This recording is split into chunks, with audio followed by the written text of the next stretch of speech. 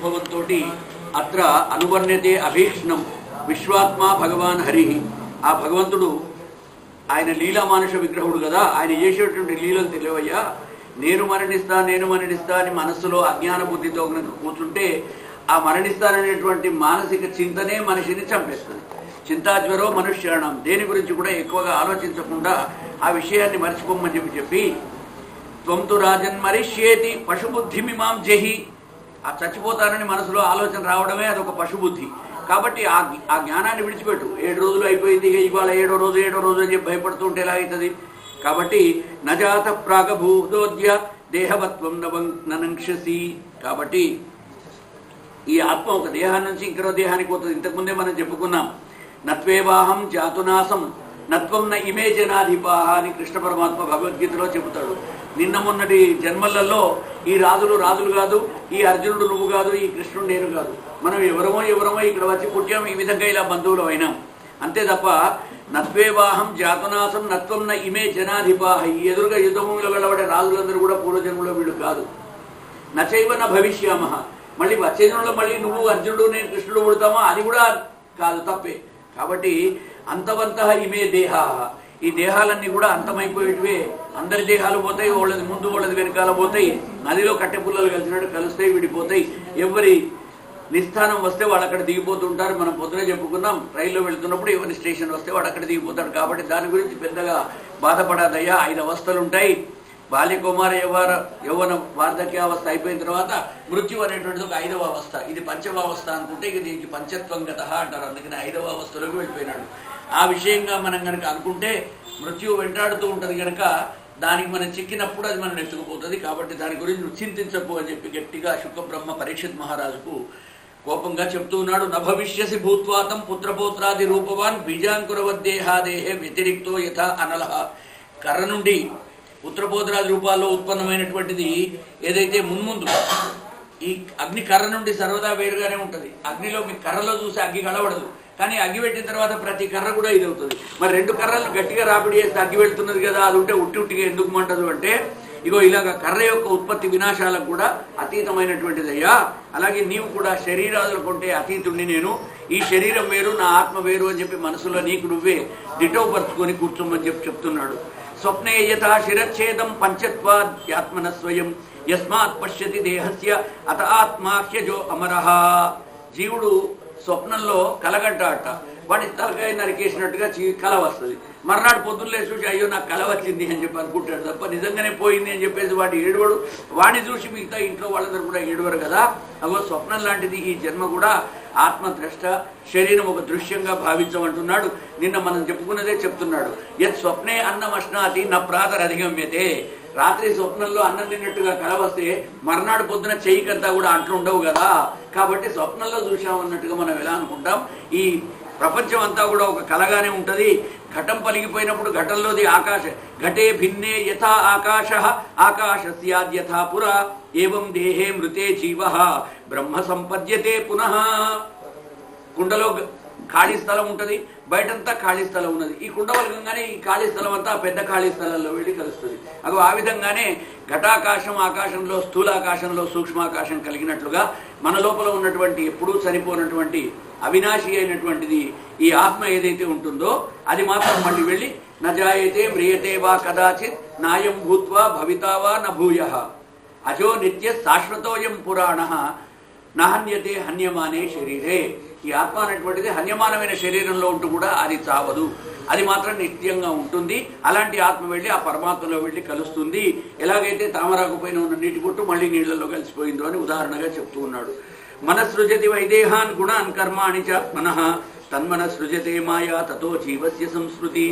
జీవుడు సంసార చక్రంలో పడి ఇక వాడు అలాగా తిరుగుతూ ఉంటాడు, ఏదో బంతి కొట్టే ఎట్లలాగా తిరుగుతూ ఉంటాడయ్యా అని చెప్తున్నాడు.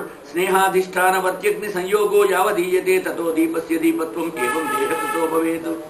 యావత్ తైలం, ఎంతవరకు తైలం ఉంటుందో అంతవరకు ఆ దీపం వెలుగుతూ ఉంటుంది. అందులో వత్తి అయిపోయినా వెలగదు, నూనె అయిపోయినా వెలగదు, చెమ్మె విరిగిపోయినా వెలగదు. కాబట్టి దానికోసం అని చెప్పి ఎన్నో ఉపాంగ కారణాలు ఉంటాయి. ఇప్పుడు ఒక కుండ ఉన్నదంటేనే కుండ తయారు కావాలంటే కారణం ఏమిటంటే మనం మామూలుగా మట్టి ఉంటే కుండ అవుతుంది అంట. మట్టి ఉండగానే అయిపోతుందా? ఆ మట్టికి కులాల చక్రం కావాలి, కుమ్మరివాడు కావాలి, వాడు తిప్పే దానికి చక్రం ఉండాలి, దాన్ని తిప్పేటి నేర్పరితనం ఉండాలి, కుండను వాడు సిద్ధం చేయాలి, తర్వాత దాన్ని నేర్పుగా కాల్చాలి, కాల్చిన తర్వాత ఇవన్నిటికీ ఉపాంగ కారణాలు వాళ్ళ ఇంట్లో చిన్న పిల్లవాడు కూడా చెప్తాడు దర్శనలో. ఆ పిల్లవాడు ఏడిస్తే మట్టి కాల్చాల్సిన తల్లి వాడికి పాలియబోయిందంటే ఇక్కడ పని ఆగిపోతుంది. కుండ నిర్మాణంలో భార్య, బిడ్డలు, వాడు అందరూ కారణమైనట్లుగానే నిప్పు కూడా కారణమే. కొలిమిలో పెట్టి దాన్ని కాలుస్తాడు, అదేదో ఆ బట్టిలో పెట్టి. కాబట్టి అయ్యా తతో దీపస్య దీపత్వం ఏవం దేహకృతో నర. కాబట్టి ఏవం దేవకృతో భవ రజసత్వ సమోవృత్య జాయతేథ వినశ్యతి. ఈ జనన మరణ చక్రం ఇలాగే కొనసాగుతూ ఉంటుంది. ప్రమిద దేహం అనేది ఒక వత్తి, దేహాభిమానం అనేటువంటిది ఒక అగ్ని. ఇవన్నీ కూడా ఈ సంసారంలో వస్తూ పోతూ ఉంటాయి. వీటి గురించి ఉత్పత్తి స్థితి లయాలకు ఎవరు కూడా భయపడకూడదు, ఏడవకూడదు అని చెప్తున్నాడు. ఇక ఆత్మకు సాటి ఎవరయ్యా? ఆత్మకు సాటి ఆత్మనే.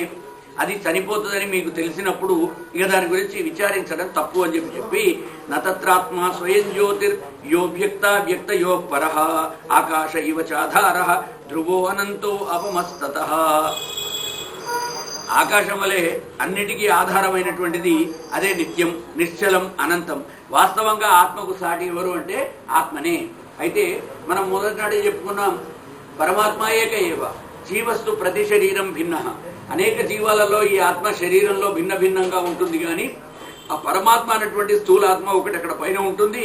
ఈ చిన్న ఆత్మలు ఏవైతే సూక్ష్మాత్మలన్నీ కూడా సూక్ష్మదేహాన్ని తీసుకొని వెళ్ళిపోయినప్పుడు ఈ మన ఆత్మ వెళ్ళేసి ఎక్కడ కలుస్తుంది? మళ్ళీ ఆ పరమాత్మలో వెళ్ళి కలుస్తుంది. అంటే ఈ ఆకాశం ఆ ఆకాశంలో కలిసింది అని చెప్పిన దాన్నే చెప్తున్నాడు. ఏవం ఆత్మానమాతస్థం ఆత్మనైవామృషోభవ బుద్ధ్యా అనుమాన గర్భిణ్యా వాసుదేవాను చింతయ. కాబట్టి నీ మదిలో నిలిచి ఉన్నటువంటి ఈ పరమాత్మను, ఆ వాసుదేవుని నువ్వు సాక్షాత్కరింపజేసుకో.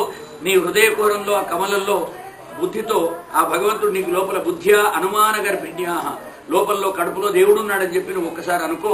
ఆయనను అలా కనుక చింతిస్తూ ఉంటే నీకు ఈ ఆలోచనే రాదని చెప్పేసి ఇప్పటి నుంచి ఆత్మను నిశ్చయంగా అది శాశ్వతం అని చెప్పి నమ్ము.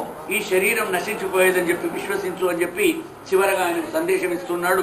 చోదితో విప్రవాక్యేన నత్వాం త్యక్షతి తక్షకః. నీవు మృత్యువుకే మృత్యువైనటువంటి పరమేశ్వరుడివి. మృత్యువో నోపదక్ష్యంతి మృత్యూనాం మృత్యుమేశ్వరం. కాబట్టి తక్షకుడిని ఎలా భస్మం చేస్తాడు? తక్షకుడు భస్మం చేసే అవకాశమే లేదు. వాడు వస్తాడు, వాడి పని వాడు చేసుకుంటాడు. స్వయంగా మృత్యుదేవత కూడా నీ దగ్గరికి చేరదు. ఎందుకంటే నీవు మోక్ష మార్గంలో వెళుతూ భాగవత ప్రవచనం విన్నావు కాబట్టి భాగవతం ఎక్కడైతే జరుగుతుందో అక్కడ యమదూతలు ప్రవేశించరు, విష్ణు పార్షదులు కూడా రారు. ఆయన నీ ఆత్మ వెళ్ళి అందులో కలిసిపోతుంది అని చెప్పి చెప్తూనే ఉన్నాడు. ఈయన ఇంకా ఇలా మాట్లాడుతుంటే అహం బ్రహ్మ పరంధామ అహం బ్రహ్మ పరంధామ బ్రహ్మాహం పరమం పదం ఏవం సమీక్షన్నాత్మానం ఆత్మని ఆధాయ నిష్కళే. అయ్యా అంతరాత్మలో నిలుపుకో పరమాత్మను. ఆ భగవంతుడిని నీ అంతరాత్మలో ఆలోచించుకుంటూ ఆ సమయంలో విషపూరితమైనటువంటి తన కోరలతో తక్షకుడు నీ పాదాలపై కాటువేయడాన్ని నీవిగా గమనించవు. పిల్లగాళ్ళను కూర్చోబెట్టి డాక్టర్ సూది ఇచ్చేటప్పుడు చిన్న పిల్లగాళ్ళను ఏదో బొమ్మ చూపించి మాట్లాడించుకుంటూ వానికి అడిగి ఇచ్చి కునబడుస్తాడు, అయిపోతుంది. వాడు చూసే లోపలనే అప్పుడే దాంట్లో ఆయన మందు పంపిస్తాడు, మళ్ళీ ఆ సిరంజిని వెనక్కి గుంచుతాడు.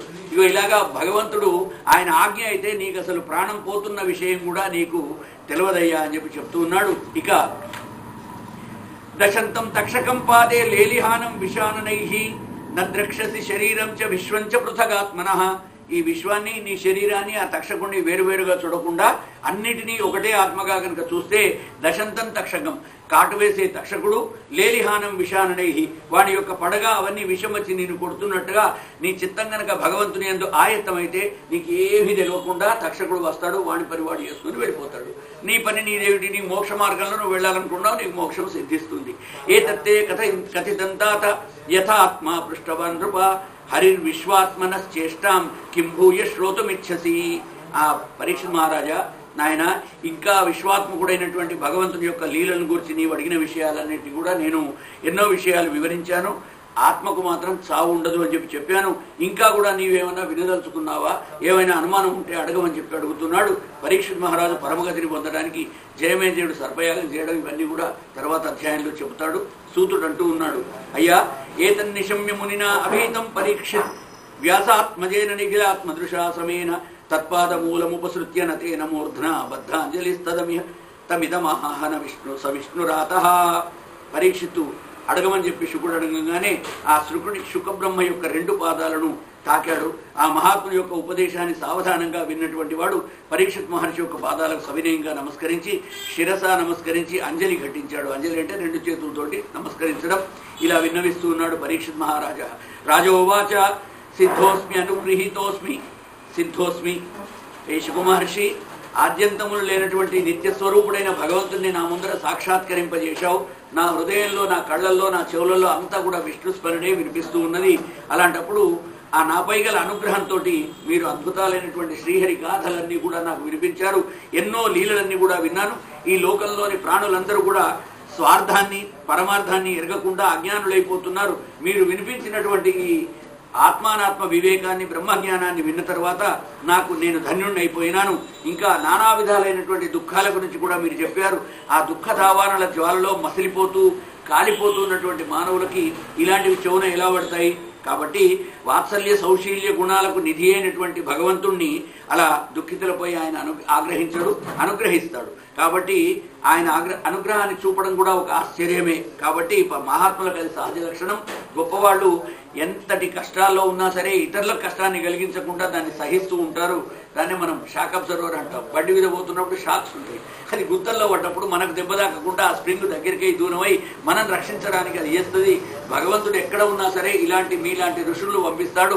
మీరు మానవులకు జరగబోయే కష్టాలలో సగం బాధను మీరు తగ్గించడానికి మీరు ఆ మధ్యలో ఉండేదానిలాగా మీరు ఉంటూ ఉంటారు. పురాణ సంహితాం ఏతాం అస్రౌష్మభతో వయం యస్యాం ఖలు ఉత్తమ శ్లోక భగవాన్ అనువర్ణ్యతే. భాగవత పురాణ గాథలన్నీ విన్న తర్వాత నాకేం తెలిసిందంటే ఆ శ్రీహరి లీలా వైభవాలతో పరిపూర్ణుడైనటువంటి స్వామి.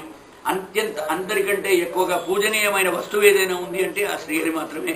కాబట్టి ఆయన యొక్క కథలన్నీ నాకు తనివిదీర మీరు వినిపించారు. ఆ గాథలన్నీ కూడా గానం చేశారు. ఆత్మారాముడైనటువంటి నా లోపల ఉన్నటువంటి ఆత్మ ఈ మీలాంటి మహాత్ముల యొక్క వచనాలతో శుభ్రమైపోయింది. అంటే బయట ఉన్నటువంటి శుద్ధి కాకుండా నాకు ఆంతరిక శుద్ధిని కూడా మీరే మీ మాటలతో చేశారు. భగవన్ తక్షకాదిభ్య మృత్యుభ్యో న బిభేమ్యహం.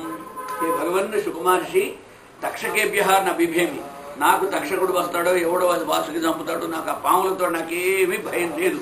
ప్రవిష్టో బ్రహ్మ నిర్వాణం అభయం దర్శితం త్వయా. పరమశాంతి స్వరూపమైనటువంటి అభయాన్ని మీరు నాకు చూపించారు. ఏ మాత్రం భయపడకుండా అలా కూర్చో, ఈ కథలు వింటూ ఉంటూ నీకేం కాకుండా అని దాని పని చేసుకుపోతుందని చెప్తున్నాడు. అనుజానీహి మాం బ్రహ్మన్ వాచం యచ్చామి అధోక్షజే. అధోక్షజుడు అంటే విష్ణుమూర్తి. ముక్తకామాశయం చేత ప్రవిశ్య విసృజామ్యసూం. కాబట్టి మృత్యుకారకుల వల్ల కానీ మృత్యువు ఎవడో ఇస్తాడో ఎవడో తీసుకుంటాడనేటువంటి భయం నాకు లేదయ్యా మహానుభావ. నా సందేహాలన్నీ తీరినాయి కనుక ఇక నేను నిన్ను ఏమీ అడగబోను. కేవలం విష్ణువు పైన చిత్తాన్ని ఆయత్తం చేసి అలాగా కళ్ళు మూసుకొని కూర్చుంటాను. దేవరూపాన్ని నాలో సాక్షాత్కరింపజేశారు మీరు. అజ్ఞానంచ నిరస్తమ్మే. నాలో ఉన్న అజ్ఞానాన్ని వెళ్ళగొట్టారు. మనిషి ఏమిటి, ఆత్మ ఏమిటి అనే విజ్ఞానాన్నంతా కూడా జ్ఞాన విజ్ఞాన నిష్ఠయ ఎంతో ఓపికతో. ఎందుకంటే మీరు శుకమహర్షి ఎక్కడ కూడా గోదోహన కాలం కంటే ఎక్కువ ఉంటాడట.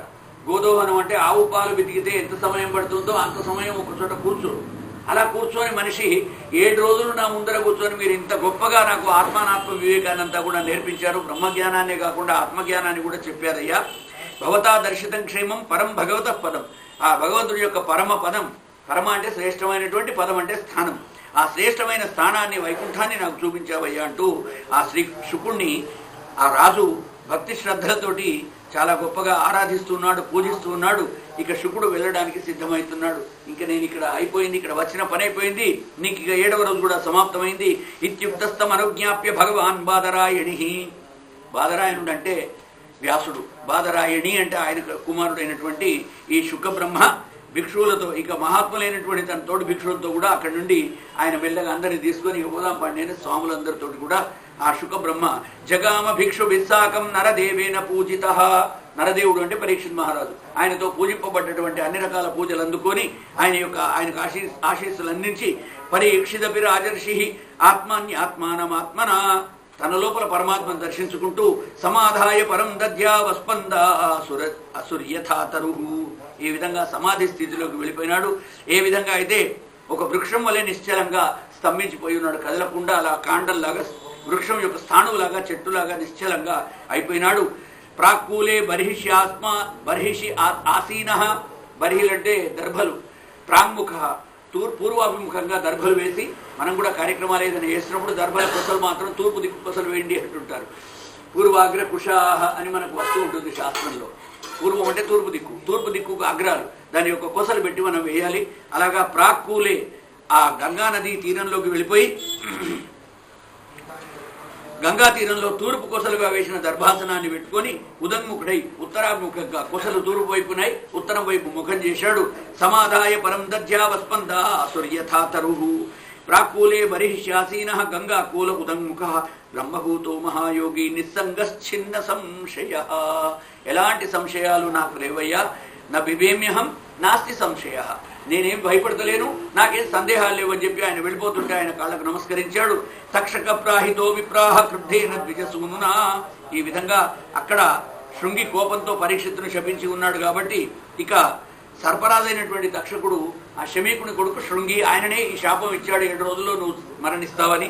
కాబట్టి శృంగి కోపంతో పరీక్షిత్తును శపించాడు కనుక సర్పరాజైనటువంటి తక్షకుడు ఆ కారణంగా పరీక్ష మహారాజుకు వచ్చాడు. మనం నిన్ననే చెప్పుకున్నాం, భగవంతుడు మృత్యువుకి ఏదో ఒక కారణం చూపిస్తాడు. వృద్ధావస్థలో కింద పడ్డము, ఏదో దీర్ఘ రోగం రావడము, ఇక అలాంటివన్నీ కూడా చూపిస్తాడు. వాటితోటి మెల్లమెల్లగా పెద్ద మనిషి కదా పోయినాడు అని అంటారు. కాబట్టి ఆ తక్షకుడు అనేటువంటి ఒక నిమిత్త కారణాన్ని మనకు చూపించాడు. ఆ తక్షకుడు వచ్చేసి కొద్దిసేపట్లో పరీక్షిత్ మహారాజును కాటు వేయడానికి బయలుదేరాడు. వాడు అక్కడ తక్షకుడు బయలుదేరి వస్తూ ఉంటే తం తర్పయిత్వా ద్రవిణే నివర్త్య హరివి విషహారిణం ద్విజరూప ప్రతిచ్ఛన్న కామరూపో అదశన్ రూపం. అక్కడికి కశ్యపుడు అనేటువంటి ఒక బ్రాహ్మణోత్తముడు కూడా వస్తున్నాడు అడవిలో. ఆ బ్రాహ్మణుడు చూసి అడిగాట, అయ్యా బ్రాహ్మణోత్తమా నువ్వు ఎటు వెళ్తున్నావు అంటే, నేనేదో పని మీద వెళ్తున్నానయ్యా, ఇవాళ మహారాజు గారు ఏదో పాము కుడుతుందట, కుట్టంగా నా పాము యొక్క విషయాన్ని హరించేటువంటి మంత్రం నా దగ్గర ఉన్నది, పాము మంత్రం వేసి పాముకు మందు వేసి వానికి విషం ఎక్కకుండా చేస్తా అన్నట. అనగానే ఎలా అనగానే పాము కాటు వేసినా నేను బతికిస్తాను, ఆ శక్తి నాలో ఉన్నది అని చెప్పి ఆ బ్రాహ్మణ కుమారుడు కశ్యపుడు చెప్పడం, అది వినంగానే తక్షకుడు చాలా భయపడిపోయినాడు. అక్కడ వెళ్ళిన తర్వాత నన్ను శృంగి ఏమంటాడు, శమీక పుత్రుడు నేను ఇచ్చిన పని నువ్వు సరిగ్గా చేయలేదని చెప్పి కోపడతాడు. కాబట్టి వీడెవడో నేను కాటు వేయంగానే వాడిని మళ్ళీ బతికిస్తే మళ్ళీ లేనిపోని గొడవలు అయితే నేను కాటే వేయలేదు అనుకుంటారని చెప్పేసి పక్కకు పిలిచి, అయ్యా విషసర్ప చికిత్సలో నువ్వు అంత నిపుణుడు అంటే అవునండి అంటాడు. అలాగైతే ఒక పరీక్ష పెడతాను, ఇక్కడ ఒక పెద్ద చెట్టు ఉన్నది కదా, ఆ వృక్షాన్ని నేను కాటు వేస్తాను, నేను కాటు వేయంగానే నువ్వు దాన్ని మళ్ళీ ఆ ఎండిపోతుంది, ఆ చెట్టు మొత్తం కాలిపోతుంది, దాన్ని మళ్ళీ బతికి చూపించు అంటాడు. అనగానే అప్పుడు వాడు అలాగే ఆ చెప్పినట్లుగా వాడు ఆ పని చేస్తాడు. చేయంగానే తక్షకుడికి కళ్ళు బయలు గమ్ముతాయి. అయ్యయ్యో వీడు నిజంగానే ఇలా కనుక చేసా అంటే కష్టం అవుతుందని ఆ బ్రాహ్మణ రూపాన్ని దాల్చి పరీక్షితులను సమీపించి ఆయనను అలాగా దగ్గరికి వచ్చేసి ఈ తక్షకుడు మెల్లమెల్లగా సమీపిస్తూ ఉన్నాడు. వానికి తృప్తిగా ధనమిచ్చి ఆ కశ్యపుడిని వెనక్కి పంపించేశాడు. అయ్యా నీకు కావాల్సినంత డబ్బు ఇస్తారు, నువ్వు ఇలాంటి పని చేయకు, నువ్వు ఇక్కడి నుంచి వెనుకకు వెళ్ళిపో, నువ్వేంటి డబ్బు కోసమే కదా రాజుగారిని బతికేయడానికి వస్తున్నావు, ఆయన ఎంత ఇస్తాడు, మా అయితే 1000 ఇస్తాడు, 2000 ఇస్తాడు, నీకు 2 లక్షలు ఇస్తాడు, నువ్వు వెళ్ళిపో ఇక్కడి నుంచి అనగానే బ్రాహ్మణ పాపం ఏం చేస్తాడు, ధనం కోసం ఉన్నవాడు సరే మహారాజు మీరు ఇచ్చేసేయండి అంటాడు. ఆయన డబ్బు తీసుకొని అక్కడి నుంచి వాడు అలాగా వెళ్ళిపోతాడు. బ్రాహ్మణ రూపం దాల్చి తక్షకుడు ఆ సర్పరాజు కామరూపుడై అక్కడికి వస్తాడు. బ్రాహ్మణ రూపాన్ని దాల్చి పరీక్షిత్తును సమీపించి ఆయనను బ్రహ్మభూతస్య రాజర్షే దేహో అహికరళాగ్నినా బభూవ భస్మసాత్ సద్యః పశ్యతాం సర్వదేహినాం. అందరూ చూస్తుండగానే ఆ బ్రాహ్మణ రూపంలో వచ్చినటువంటి తక్షకుడు ఆయనను సర్పం అయిపోయి, కామరూపుడు కనుక వాడు సర్పం అయిపోయి కాటు వేశాడు. వెనుక తిరిగి వెళ్ళిపోతుంటే హాహాకారో మహానాసీత్ భువిఖే దిక్షు సర్వతః విస్మితా హ్యభవన్ సర్వే దేవాసుర నరాదయః. ఏం చేసినా సరే అక్కడ ఆ విషజ్వాలలకు మహారాజు యొక్క దేహం భస్మీపటలం అయిపోయింది. ఆ విషయం చూసినటువంటి వాళ్ళంతా ఏడుస్తున్నారు. కానీ పరీక్షిత్ మహారాజుకు అసలు తెలియనే లేదు. వచ్చాడు, తక్షకుడు కాటు వేశాడు, వాడు వెళ్ళిపోతున్నాడు. ఆయన యొక్క సూక్ష్మదేహం అంతా కూడా గమనిస్తూ ఉన్నది. ఈ లోపల తక్షకుడు కాటు వేసి ఆయన దేహం అంతా కూడా భస్మం అయిపోయింది, కాలిపోయినాడు. ఓం నమో భగవతే వాసుదేవాయ, ఓం నమో భగవతే వాసుదేవాయ, ఓం నమో భగవతే వాసుదేవాయ, ఓం నమో భగవతే వాసుదేవాయ. గోపాలకృష్ణ భగవానికి జై. అదే సమయంలో దేవదుందుగులన్నీ కూడా మోగుతున్నాయి. నేదుర్గంధర్వ అప్సరో గణా జగ్ము వవృషు పుష్పవర్షాన్ని విబుధా సాధువాదిన. సాధువాదాలు, మంచి విషయాలు ఆశీర్వచనం ఇచ్చేటువంటి పెద్దవాళ్ళంతా కూడా పైన చూస్తున్నారు. పుష్పవృష్టి కురిపించారు. గంధర్వులు, కిన్నరులు, నాట్యం చేసే వాళ్ళందరూ వచ్చి దేవదందువులు మోగిస్తూ నాట్యాలు చేస్తూ ఉన్నారు. అప్సరసంతా కూడా కిందికి వచ్చి ఆయన యశోభ వైభవాలు కీర్తిస్తున్నారు. ఎవరైనా వ్యక్తి చనిపోయిన తర్వాత ఆయన చేసినటువంటి మంచినంతా కూడా కీర్తిస్తారు. అలాగా దేవతలంతా కూడా బాగు సాధువాదాలు పలుకుతూ ఉన్నారు. పుష్పవర్షాలు కురిపించారు. తక్షకుడు కాటు వేసిన కారణంగా జనమేజయ స్వపితరం శృత్వా తక్షక భక్షితం. ఎవడరావాడు తక్షకుడు? మా నాన్నను వచ్చి కాటు వేసిపోయినాడు. వీడు పాపం రాజభవనంలో ఉన్నాడు. మా నాన్నను కాటు వేసిన వాడు ఎవడు అంటే తక్షకుడు అనేటువంటి ఒక సర్పరాజే. సర్పం కాటు వేసింది. సర్పం కాటు వేసిందా? అయితే ఈ సర్పాలన్నింటినీ నేను చెప్పేస్తా. యత ఆజుహావ సంక్రుద్ధ నాగాన్ సత్రే సహద్విజై. అందరినీ బ్రాహ్మణులు పిలిపించాడు. యజ్ఞకుండం చుట్టూ కూర్చోబెట్టాడు. సర్పయాగం చేస్తున్నాను నేను అని ఆ జనమేజయుడు, పరీక్షిత్ మహారాజు కొడుకు యువరాజు జనమేజయుడు అప్పటికే రాజ్యం ఇచ్చి ఈయన వెళ్ళి వచ్చాడు. కానీ ముందే చెప్పుకున్నాం కనుక ఆ రాజైనటువంటి జనమేజయుడు సర్పయాగం చేసి అన్ని సర్పాలను కూడా వచ్చి వేస్తున్నాడు. ఆ వ్రేలుస్తున్నాడు. యజ్ఞకుండంలో వచ్చి పాములు పొట్లకాయలు వేరం వస్తున్నాయి, పడిపోతున్నాయి. అవి పటపట కాలిపోతున్నాయి. ఎంతసేపు చేసినా సరే బ్రాహ్మణుల పర్యవేక్షణలో విద్యుక్తంగా యజ్ఞం చేస్తున్నాడు కాబట్టి అన్ని రకాల నాగజాతి మొత్తం ధ్వంసం అయిపోయి చచ్చిపోతున్నాయి. విద్యుక్తంగా సర్పయాగం ప్రారంభించాడు. అగ్నికుండంలో సర్పాలను హోమం చేస్తున్నాడు. జుహావా అంటున్నాడు. ఇక సర్పసత్రే సమిద్ధాగ్నౌ దహ్యమానాన్ మహోరగాన్ దంశ్రేంద్రం భయ సంవిఘ్నం తక్షక శరణం యయౌ. తక్షకుడికి భయం పట్టుకున్నది. వాడు అందరినీ ఒక్కొక్కళ్ళను ఆవాహన చేస్తున్నారు. బ్రాహ్మణులు పిలవంగానే ఏ జాతి వాళ్ళు పిలిస్తే ఆ జాతి వాళ్ళు కట్ల పాములు అనగానే అవన్నీ వచ్చి పడుతున్నాయి. ఇంకేదో పింజరులు అంటే అవి వచ్చి పడుతున్నాయి. ఇలాగ పాములన్నీ చచ్చిపోతుంటే తక్షకుడికి భయం అయింది. ఏదో క్షణంలో నన్ను కూడా వాళ్ళు పిలుస్తారు, నేనే చంపానని చెప్పి అందరికీ తెలుసు కాబట్టి అని చెప్పేసి వాడు భయపడిపోయి ఏం చేయాలి అని చెప్పేసి అపశ్యం తక్షకం తత్ర రాజా పరీక్షితో ద్విజాన్. జనమేజయుడు బ్రాహ్మణులతోటి అడుగుతున్నాడు. అపశ్యంస్తం, వాడిని మాత్రం చూడలేదట. ఎవడైతే మా నాన్నగారిని కాటు వేశాడో వాడు ఇంకా రాలేదు, ఎందుకు రాలేదని చెప్పి కోపంతో జనమేజయుడు అడుగుతున్నాడు. వాడు అప్పటికే వెళ్ళిపోయి తక్షకాహ దృష్ట్వా ఇంద్రం భయ సంవిఘ్న.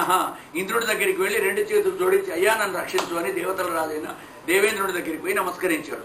తక్షక శరణం చేయవు. వాడు ఇంద్రుడిని శరణు వేడాడు. ఇంద్రుడు అన్నాడు, ఏం భయలేదు, నువ్వు నా సింహాసనానికి చుట్టుకొని కూర్చొని నిన్నెవడు పిలుస్తాడో నేను చూస్తా అన్నాడు. అనగానే సింహాసనానికి కింద వెళ్ళి 4 కాళ్ళ గట్టిగా చుట్టుకొని వాడు కూర్చున్నాడు. తక్షకుడు ఆయనకు అక్కడ అభయం దొరికింది. అలా కూర్చున్నాడు. దఖ్యేతో అగాధమః కస్మాన్న దఖ్యేతో అగాధమః. ద్విజోత్తములారా, ఈ తక్షక కస్మాత్ న దగ్ధ, తక్షకుడు ఎందుకు ఇంకా కాలిపోలేదు అని అడిగితే బ్రాహ్మణులంతా అంటున్నారు, తం గోపయతి రాజేంద్ర శక్ర శరణమాగతం. ఏం చెప్పమంటారయ్యా మహారాజా, వాడు శక్రుణ్ణి ఇంద్రుణ్ణి శరణు వేడాడు. దేవతలకు రాజైన ఇంద్రుడే వాడికి అభయం ఇచ్చాడు. నీకేం భయం లేదు, నువ్వు నా కుర్చీ కింద కూర్చోబెట్టుకున్నాడు అనగానే చాలా కోపానికి వచ్చినటువంటి వాడు అందరూ కూడా సహేంద్ర తక్షకాయ స్వాహ అనుకుంటూ ఇంద్రుడితో కూడా ఆ సింహాసనంతో ఎవడైతే రక్షిస్తున్నాడో వాడు ఈ పాము అన్ని వచ్చి యజ్ఞకుండంలో పడాలి అని చెప్పేసి అవిస్సు చేతులకు తీసుకుని వేయడానికి తీసుకున్నాడు.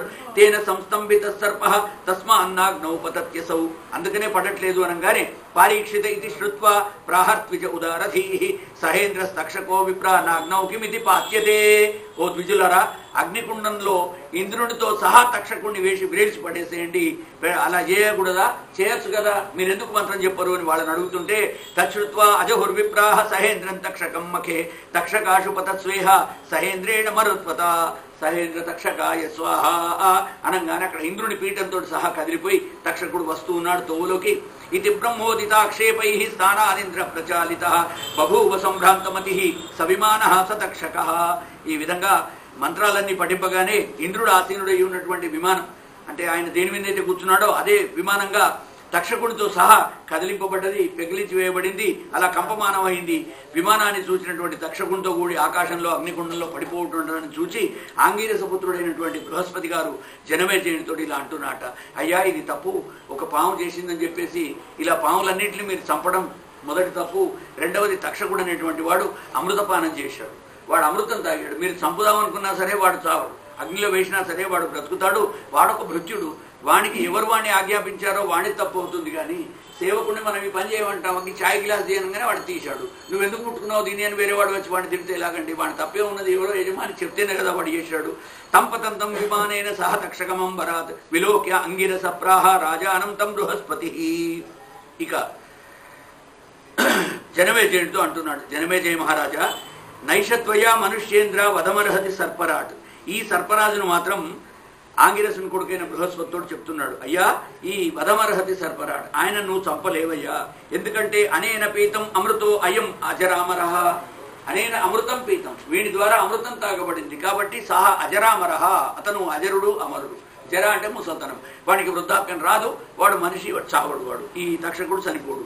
ఇలాగా తక్షకుడు అమృతం తాగాడు అనేటువంటి విషయాన్ని చెప్పారట. జీవితం మరణం జంతో గతిస్వేనైవ కర్మణ రాజంస్తతో అన్యోన్యాస్య ప్రదాత సుఖ దుఃఖయోహో. మనిషి పుట్టినప్పుడే వెళ్ళిపోయే టికెట్ కూడా కొనుక్కొనే వస్తాడు, పోయే టికెట్ వచ్చే టికెట్ రెండు కొనుక్కొని ఈ భూమి మీదకి వస్తాడు. కాబట్టి పోతాడన్నది ప్రతివానికి తెలుసు.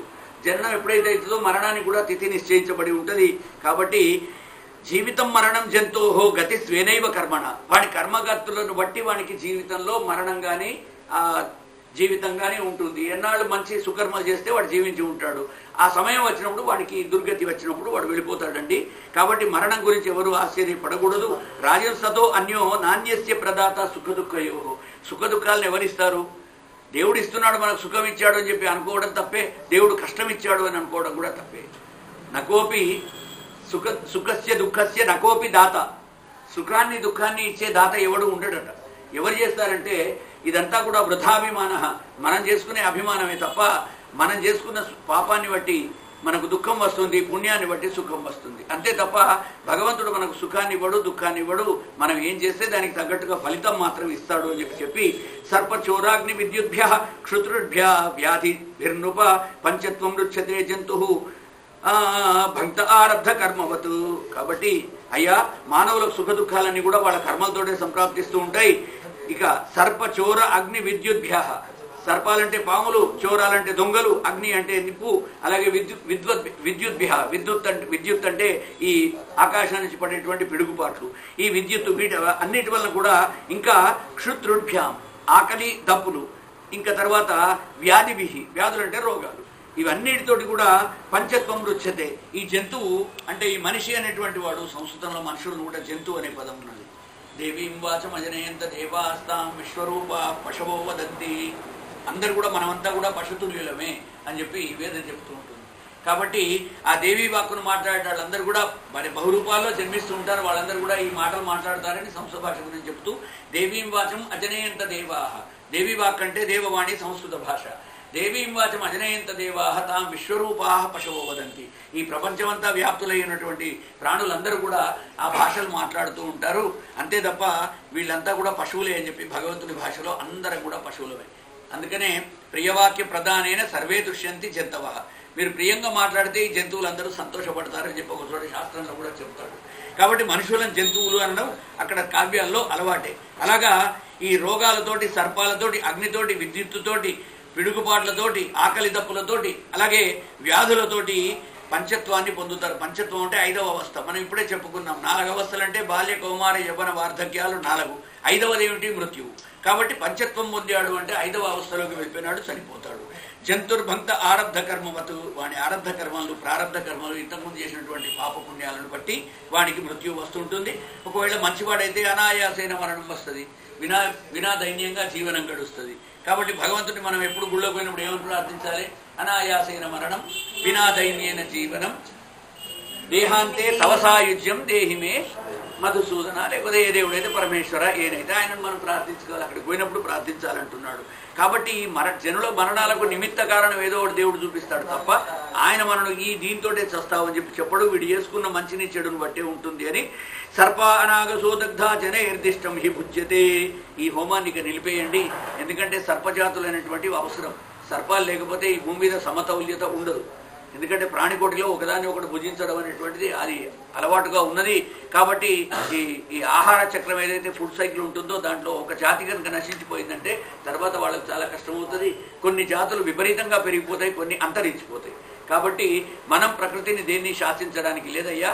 ఎన్ని పాముల్లో చంపావు ఇప్పటి వరకు, ఇక ఆపేసాయి, కొన్ని పాముల యొక్క జాతులు ఉండాలి అని చెప్పేసి ఆ ఆంగిరస పుత్రుడు బృహస్పతి దేవతల గురువు వచ్చి చెప్పేసరికి ఇక గురువు గారి మాట వినాలి. కాబట్టి జనమేజయుడు ఆ సర్పయాగాన్ని ఆపరేశాడు. సూత ఉవాచ, సూతుల వారు చెప్తూ ఉన్నారు. ఆ మాటలు విని బృహస్పతిని పూజించాడు. ఇత్యుక్త తథేత్యాహ మహర్షేర్మానయన్వచ సర్పసత్రాదుపరత పూజయామాస వాక్పతిం. వాక్పతి అంటే బృహస్పతి. ఆ బృహస్పతి దగ్గరికి పిలిచి, అయ్యా మీకు నేను పూజ చేస్తాను రండి, మంచి సలహా ఇచ్చారు ఆపారు మీరు అని చెప్పేసి, ఈ ప్రాణివధ చేస్తే కూడా మళ్ళీ దీనికోసం అని చెప్పి జనమేజయునికి ఎంత పాపం చుట్టుకుంటుంది. ఎందుకంటే అన్యాయం చేసిన పాము ఒక్కడైతే కించిత్తు నల్లు కుట్టిన మంచమునకు పెట్లు వచ్చు మైలోసు అని.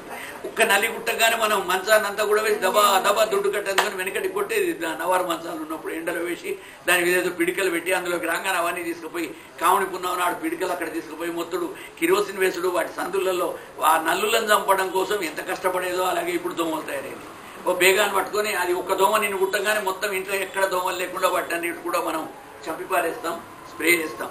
కాబట్టి సర్పసత్రాదుపరత పూజయామాస వాక్పతిం సైషా విష్ణోర్మహామాయా అబాధ్యతయా అలక్షణయా మయా ముహ్యంత్యస్యైవ ఆత్మభూతాః భూతేషు గుణవృత్తిభిః. కాబట్టి ఋషులారా, శ్రీహరి మాయ అనిర్వచనీయమైనటువంటిది, మనం ఎవరం కూడా ఆలోచించలేము, ఊహించలేము. అలాంటి మాయతో ఉంటాడని సూతుల వారు శౌనకాది మునులందరికీ కూడా చెప్తున్నాడు. నయత్ర దంభీత్య భయ విరాజిత మయాత్మవాదే అసకృతవాత్మవాదిభిః సయద్వివాదో వివిధ సదాశ్రయ మనశ్చ సంకల్ప వికల్ప వృత్తియత్. మోహంలో జనులంతా కూడా పరస్పరం బాధించుకుంటూ ఉంటారు. వీడి వల్ల నాకు కష్టం వచ్చింది, వాడి వల్ల నీకు కష్టం వచ్చింది అనుకుంటూ ఓళ్ళ మీద ఓళ్ళకి ఇలాగా కత్తులు నూరుకుంటూ ఉంటారయ్యా. కానీ ఎవ్వరు కూడా ఎవరి పాప పుణ్యాలను బట్టి వాళ్ళ కష్టాలు సంప్రాప్తిస్తూ ఉంటాయి. మన ఇంటి పక్కన ఒక వ్యక్తి వచ్చి చేరాడు అంటే వాడిని మనం దోస్తుని చేసుకోవడమా శత్రువుని చేసుకోవడమా మన చేతిలో ఉంటుంది. భగవంతుడు ఏం చేస్తాడు, ఒక వ్యక్తిని నీ ఇంటి పక్కకు నేబర్గా పంపిస్తాడు.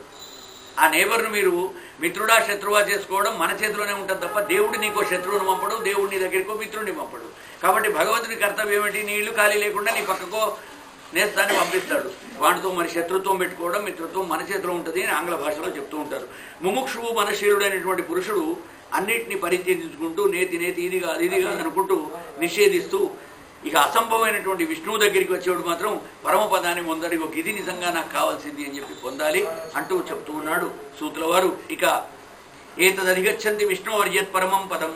ఈ విధంగా దయేతదధిగచ్చంతి, ఎవరైతే ఆత్మను అవినాశిగా తెలుసుకుంటారో, ఎవరైతే శరీరాన్ని నష్టమైపోయేదిగా తెలుసుకుంటారో, మన పాపకర్మలు పుణ్యకర్మల ద్వారానే మనకు కష్టసుఖాలు సంభవిస్తాయనేటువంటి విషయాన్ని ఎవరైతే జ్ఞప్తి ఉంచుకుంటారో, అహం మమేతి దౌర్జన్యం సయేషాం దేహగేహజం, దేహగేహాలపైన అభిమానం ఎవరైతే తగ్గించుకుంటారో, దేహం అంటే శరీరం, గేహం అంటే ఇల్లు, ఈ రెండింటి మీద దురభిమానాన్ని తగ్గించుకోవాలి. ఏమవుతుంది, కొద్దిగా ఎవరో పిల్లవాడు వస్తాడు ఇంట్లో, మన ఇంట్లో మనవాడో మనవరాలు వచ్చేసి ఓ పెన్సిల్తో గీత పెడతాడు.